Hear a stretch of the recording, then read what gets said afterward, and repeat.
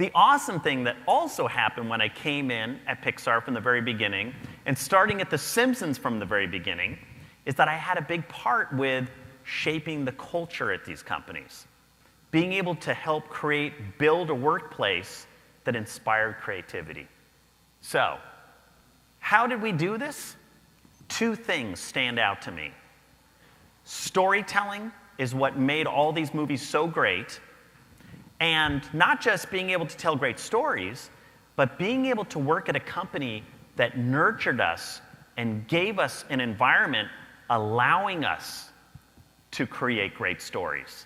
Steve Jobs is the one who purchased Pixar, right? And so after Steve Jobs was fired from his own company, I'll give you this little story here, he went around and he started looking at things to invest in. And he heard that George Lucas had a small team of CG animators that were doing special effects. And so Steve Jobs said, I would like to purchase the intellectual property and these people. And George said, how much? Steve gave him a number. George said, too much. And then George went through a divorce the next month. And that number worked. So Steve ended up purchasing these group of CG animators. And Steve brought his Think Different culture to Pixar. What we always wanted to do was create a place that wasn't like this side of the brain, gray cubes.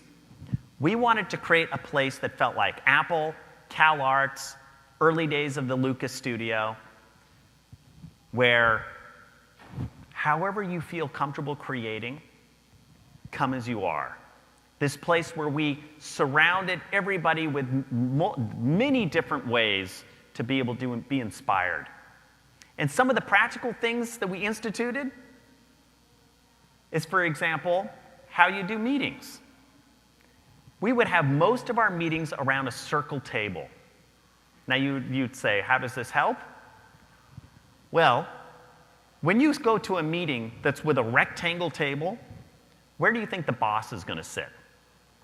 The boss is going to sit at the head of the table. And immediately now you set up this status and this ego thing going that starts to make you not want to pitch those ideas you really want to pitch because you just want to please the king at the end of the table. So round tables. These little tiny things ended up helping keep us as creative as possible.